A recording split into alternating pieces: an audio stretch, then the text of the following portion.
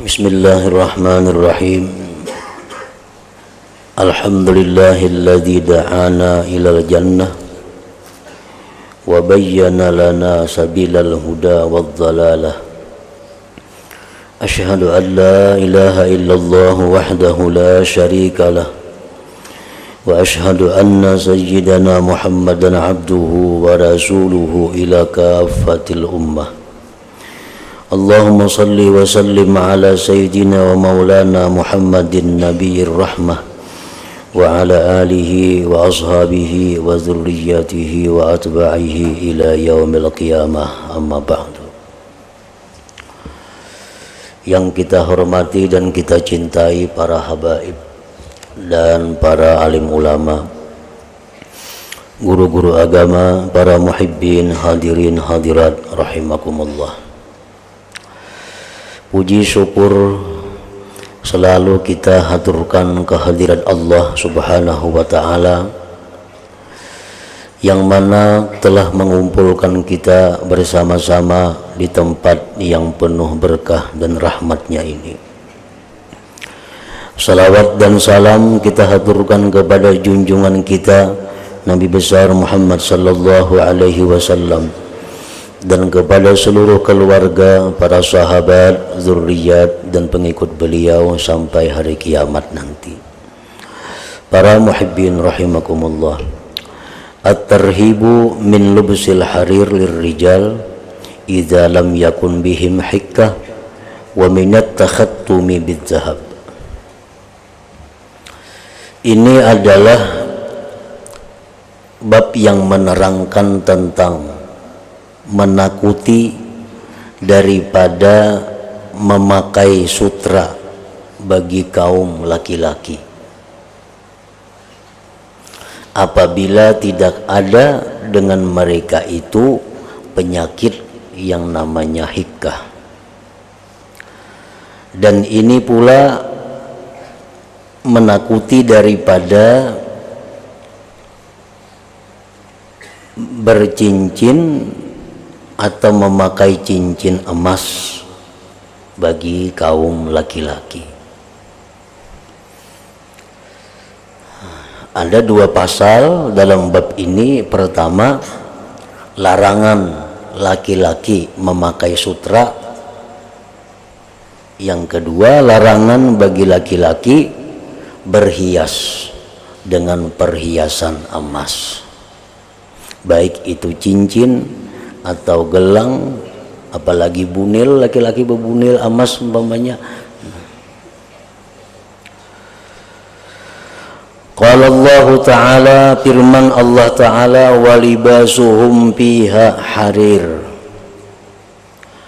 dan pakaian mereka itu orang-orang yang beriman di dalam surga harir, sutra. Nah, di dalam surga orang-orang yang beriman itu diberi pakaian sutra. Artinya apa? Bahwa untuk di dalam dunia mereka kada diperkenankan memakai sutra itu, karena itu untuk pakaian surga. Dan larangan memakai sutra ini adalah khusus untuk kaum laki-laki. Nah, kayak apakah bentuknya sutra itu? Kain sutra itu kain yang ditenun dari bahan sutra. Sutra itu dibuat daripada kepumpung dari ulat yang namanya ulat sutra, dan itu banyak dibudidayakan sekarang ini di mana-mana. Ulatnya itu kalau menghasilkan kain, menghasilkan benang-benang sutra.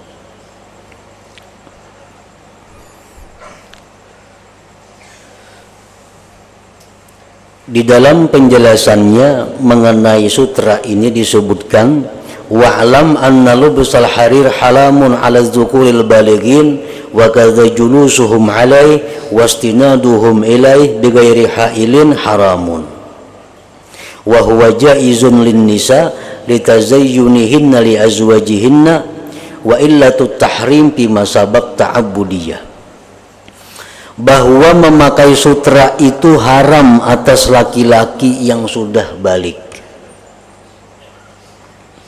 Demikian pula haram duduknya mereka di atasnya. Misalnya ada hamparan di situ sutra, atau kursi sutra, atau ulas tilam atau bantal ulasnya sutra, atau kasandaran yang dilapis dengan kain sutra, kada boleh jiwa bersandar di situ. Nah, jadi bukan hanya memakai, duduk berabah bersandar di sesuatu yang ada sutra, maka itu dilarang bagi laki-laki. Boleh bagi perempuan. Boleh bagi perempuan. Apa alasannya itu haram bagi laki-laki? Apa alasannya boleh bagi perempuan? Ta'abbudiyatun. Arti ta'abbudiyah itu adalah semata-mata menjunjung perintah Allah. Nah, itu menjunjung perintah Allah. Kenapa maka laki-laki boleh, kada boleh, bini-bini boleh memakai sutra, sama aja pada kain. Kenapa alasannya? Itu ta'abbudiyah. Jangan dipikirkan, jangan diakalani, jangan dicari-cari, itu sudah ketentuan dari Allah Subhanahu wa ta'ala.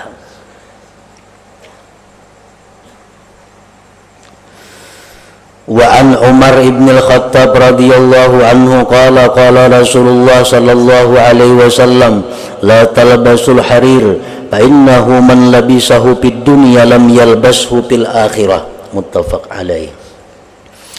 Dari Umar bin Khattab radhiyallahu an, beliau berkata, bersabda Rasulullah sallallahu alaihi wasallam, janganlah kalian wahai laki-laki memakai sutra.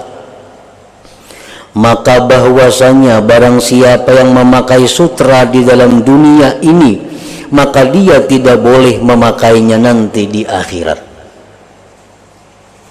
Di akhirat kada kau lagi memakai sutra. Nah, hadis yang lain menjelaskan, man labisal harir fid dunya lam yalbashu fil akhirah wa in dakhalal jannah labisahu ahlul jannah walam yalbashu. Barang siapa yang memakai sutra bagi laki-laki di dalam dunia, di akhirat dia tidak akan bisa memakainya. Dan bahwasanya jika masuk surga, maka ahli surga memakai sutra, sedangkan dia tidak bisa memakai sutra. Andai kata inya ni ke surga jua mati, orang bertaan memakai sutra, inya kada boleh memakai sutra. Kenapa? Karena sudah berdahulu memakai di dalam dunia. Nah, para muhibbin rahimakumullah, kecuali inya tobat sebelum mati. Nah, tobat.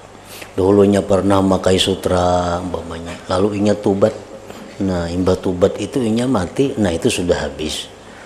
Andai kata dia masuk surga, itu diperkenankan untuk memakai sutra seperti ahli surga yang lain-lainnya.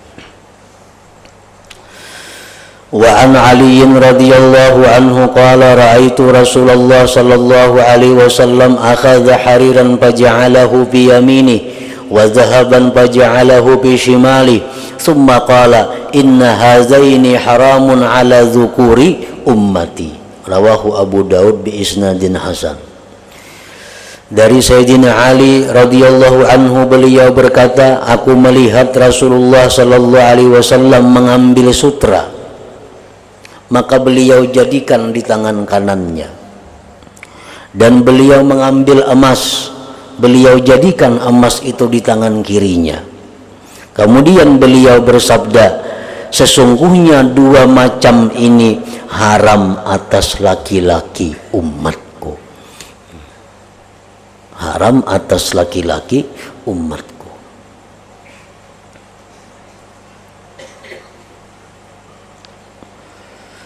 Hadis yang lain Rasulullah sallallahu alaihi wasallam bersabda, wa man mata min ummati wa huwa yatahalla bizahab haramallahu alaihi libasahu bil jannah. Sama aja lawan sutra tadi. Kalau orang yang dalam dunia laki-laki ini memakai emas, andai kata dia masuk surga kaina kada kawa lagi memakai emas itu, karena sudah berdahulu dipakainya di dalam dunia ini, kecuali inya tobat sebelum meninggal. Nah, para muhibbin rahimakumullah, lalu memakai sutra bagi laki-laki, demikian juga berhias dengan emas, itu adalah sesuatu yang diharamkan, artinya dosa. Apakah dosanya ini tergolong kabair, dosa besar, atau sagair, dosa kecil? Laki-laki nang emas itu nah ini berdosa, laki-laki nang makai sutra ini berdosa. Dosanya apakah termasuk dosa besar atau dosa kecil? Para ulama kada sama pendapat. Ada yang mengatakan dosa besar, ada yang mengatakan dosa kecil. Nah, para muhibbin rahimakumullah, apabila itu dosa kecil, maka dia akan terhapus sendiri dengan sembahyang 5 waktu. Apabila itu dosa besar, maka dia kada akan hapus kecuali dengan tobat yang benar atau tobat nasuha. Nah, para muhibbin rahimakumullah, tetapi andai kata itu memang dosa kecil, memakai emas laki-laki, sutra, dosa kecil. Dosa yang kecil ini berubah menjadi besar dengan beberapa perkara. Pertama, bil israr, dengan dikekali. Dengan dikekali, diulang-ulang. Kalau bepaculan utas emas, nah itu israr ngarannya, ampih dosa kecil menjadi dosa besar. Satu, dikekali. Sama orang buka aurat di tempat yang kada boleh membuka aurat, itu dosa kecil. Tetapi kalau dikekali, nah itu jadi dosa besar. Yang kedua, dosa kecil itu berubah menjadi dosa besar bil izhar wal farah, dengan menampakkan dan kegembiraan. Ini agak beutas emas, babaju sutra, inya bangga, inya baarai ke situ kemari menampilkan pakaiannya. Nah, dosa yang jadinya yang dulunya kecil di sisi Allah menjadi besar karena dibanggakan. Dan itu berlaku untuk dosa kecil apa aja, bila dibanggakan, dikisah-kisahkan jadi besar. Yang ketiga, orang yang memakai emas atau sutra itu orang yang jadi ikutan, al-muqtada, orang yang jadi ikutan, orang yang jadi panutan. Baik artinya inya itu ulama, atau inya itu tokoh kampung, atau tokoh masyarakat walaupun inya kada ulama. Cuma mun sidin tu ba emas, orang sekampungan umpat jauh makai emas. Nah, dosa yang kecil menjadi besar karena apa? Dituruti orang, inya menghuluakan.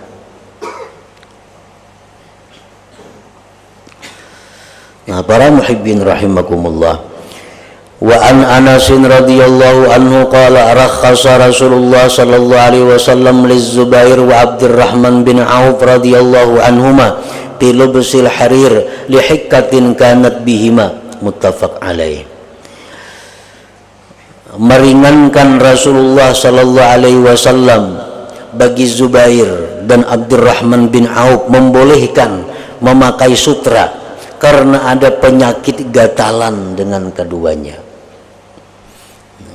Zubair bin Awam, Abdurrahman bin Auf, beliau itu ada punya penyakit gatalan. Nang bila memakai kain lain nang kada sutra sakit. Nah kalau sutra itu kan lembut kainnya halus, sehingga kalau dipakai kada mempengaruhi. Kalau kain lain tagatuk sakit. Nah maka Nabi kita rakhasa, membolehkan. Nah jadi artinya boleh laki-laki memakai sutra itu kalau ada alasan-alasan tertentu yang dibenarkan oleh syariat, seperti tadi gatalan contohnya, atau kada ada pakaian lain lagi berisi lain pada sutra, mengkadaka itu kada berpakaian, nah itu dibolehkan juga.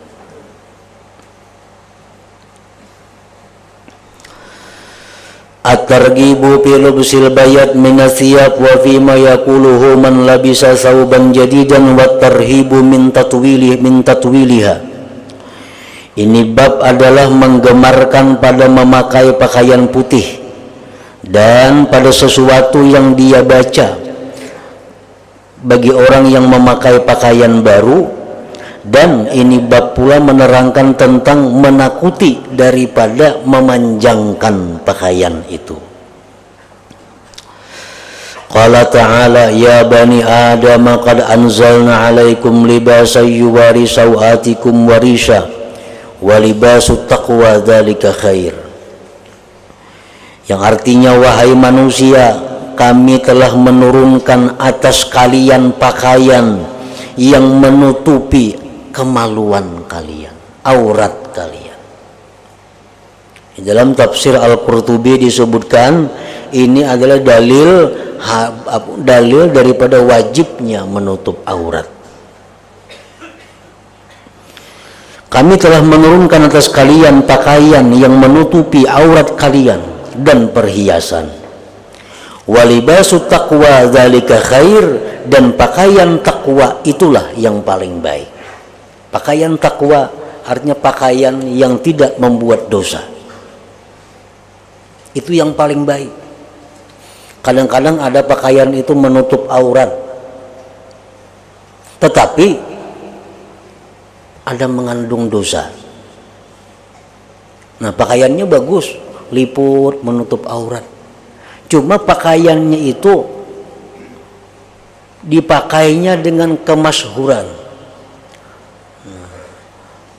Ini memakai pakaian itu dengan perasaan-perasaan agak, perasaan-perasaan harat, perasaan-perasaan yang pembaiknya pada orang lain di bawahinya. Nah ini pakaiannya menutup aurat tapi masih jadi dosa. Al-Quran mengatakan walibasu taqwa, pakaian takwa. Pakaian takwa itu pakaian yang kita pakai menjadi pahala. Nah dzalika khair, itulah yang terbaik. Kayak macam ini, macam busana-busana muslim, busana-busana muslimah, itu kadang-kadang lebih menggoda daripada nang kada pakaian muslimah, karena diulah, dirancang sedemikian rupa oleh ahli-ahli perancang.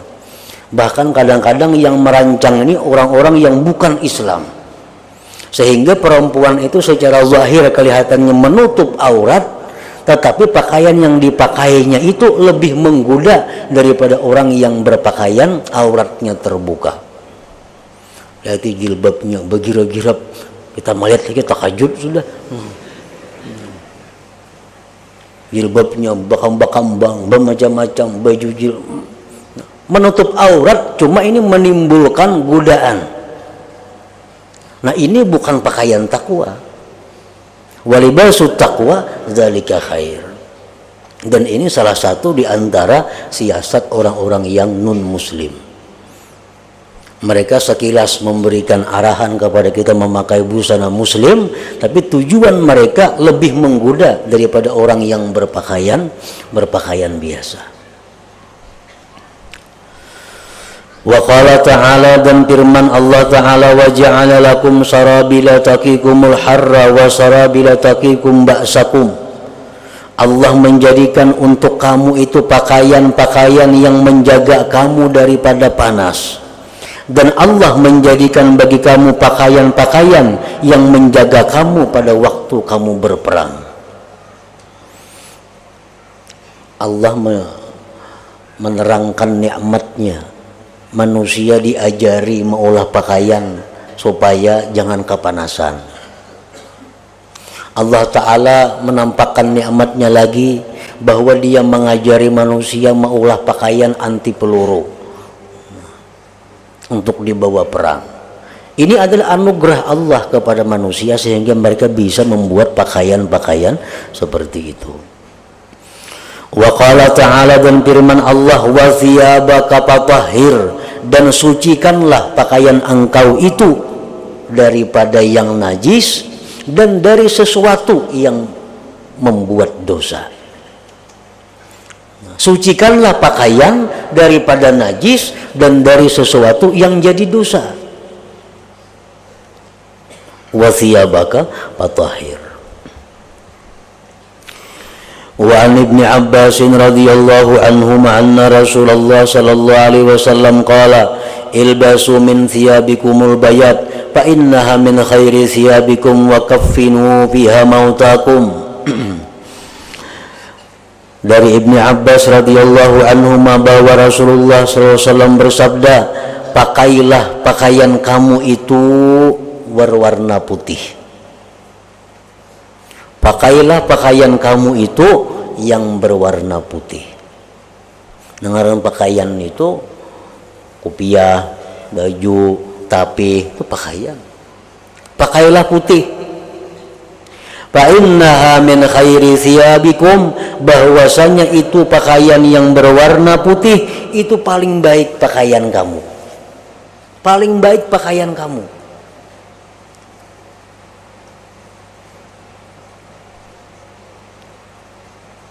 Andai kata kita bernazar umpamanya atau bersumpah, aku akan memakai pakaian yang paling baik. Nah, kayak apa pakaian yang paling baik itu?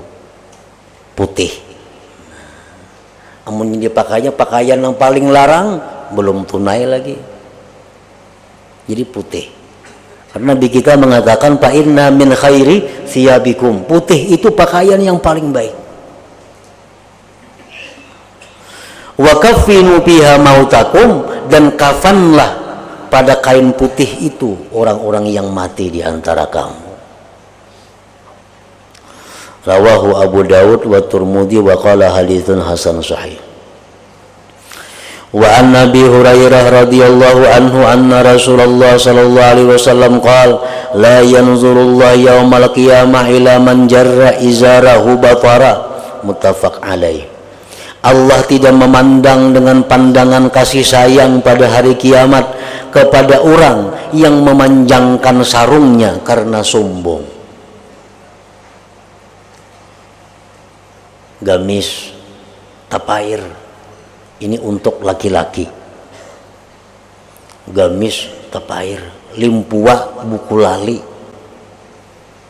salawar, tapair, tapih, tapair, dalam keadaan perasaan sombong dalam hatinya, maka Allah pada hari kiamat tidak akan menghiraukan orang tersebut. Wa an Abi Hurairah radhiyallahu anhu anin Nabi sallallahu alaihi wasallam qala ma asfala minal ka'bain minal izar fa finnar, rawahul Bukhari wan Nasa'i. Yang di bawah daripada dua mata kaki daripada izar, maka itu adalah neraka. Salawarkah bila tak bawah pada buku lali itu neraka ampunnya. Tapi tak bawah pada buku lali itu ampun api neraka. Gamis kah, jubah kah, ini khusus untuk laki-laki tapinya. Jadi kalau kita bersalawar, kalau kita bertapih, kalau kita bergamis itu ke atas pada buku lali walaupun sedikit.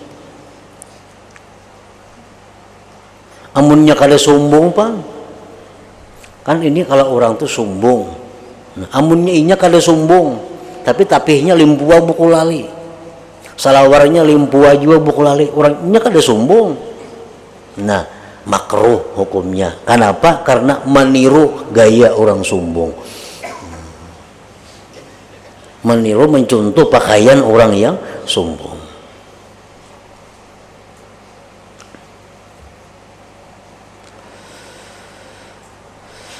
an Abi Sa'id Al-Khudri radhiyallahu anhu qala kana Rasulullah sallallahu alaihi wasallam idza istajadda thawban sammahu bismi imamatan aw gamisan aw ridaa.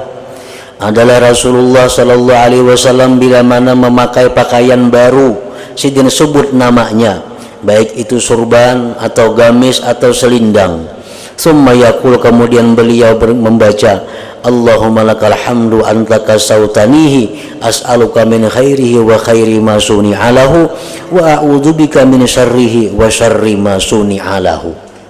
Ini salah satu bacaan Nabi ketika memakai pakaian baru. Dan macam-macam dalam hadis yang lain kada semacam ini bacaan yang dibaca Nabi pada waktu beliau memakai pakaian yang baru itu. Hadisun sahih rawahu wan Nasa'i wa Tirmidzi wa qala hadisun hasan. Wa idza khala ar-rajul thawbahu, bila melepaskan seseorang akan pakaiannya, qala, maka dia membaca bismillahilladzi la ilaha illahu. Bismillahilladzi la ilaha illahu. Itu pakaian kita melepaskan pakaian.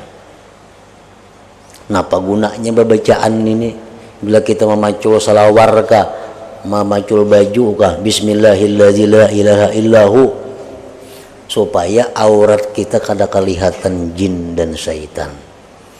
Nah, bila kita kada bacaan itu, dilihatnya aurat kita. Rawahu Anas radhiyallahu anhu anin Nabi sallallahu alaihi wasallam. At-tarhibu min tashabbuhir rajul bil mar'ati wal mar'ati bir rajul bi libasin aw kalamin aw harakatin aw nahwi dzalik wa tarhibu min istimali awani dzahab wal fiddah.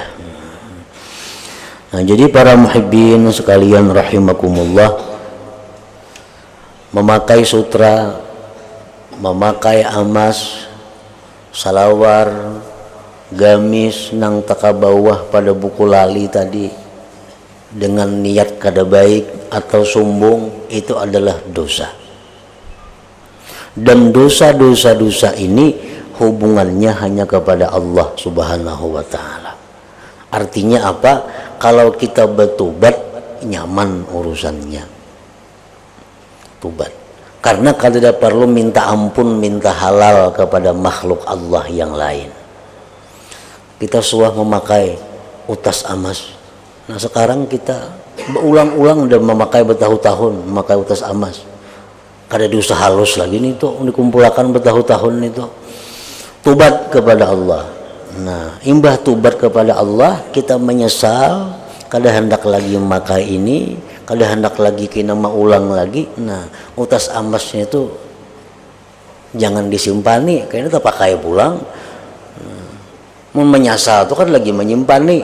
Nah, dijual. Jadi akan mengapa lain pada utas amas itu. Maka utas kawin gak kali jadi masalah pada menyimpan ini tuh. Jual. Bila kali dijual, tobatnya masih diragukan lagi. Kan berhenti daripada itu. Menyesal mau lah masih mengingun itu. Nah, kada mau. Nah, demikian pula kita berisi pakaian-pakaian untuk ke bawah pada buku lali tadi, dilarang oleh Allah. Tobat kita hanya urusannya kepada Allah. Orang lain kada ada sangkut pautnya. Kita tobat kepada Allah, kada mau ulang lagi menyesal, tatak salawarnya. Nah, handapi. Jangan dilihatkan. Membuktikan kepada Allah Subhanahu wa ta'ala bahwa kita sungguh-sungguh dalam tobat, dalam kembali kepada Allah Subhanahu wa ta'ala. Ila hadratin Nabi sallallahu alaihi wasallam. Al-Fatihah. A'udzubillahi minasyaitonir rajim. Bismillahirrahmanirrahim. Iyyaka na'budu wa iyyaka nasta'in. Ihdinas siratal mustaqim. Shiratal ladzina Asyhadu an la ilaha illallah wahdahu la syarika lah wa asyhadu anna sayyidana Muhammadan abduhu wa rasuluh.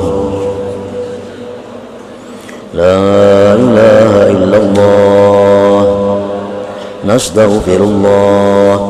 La ilaha illallah nastaghfirullah.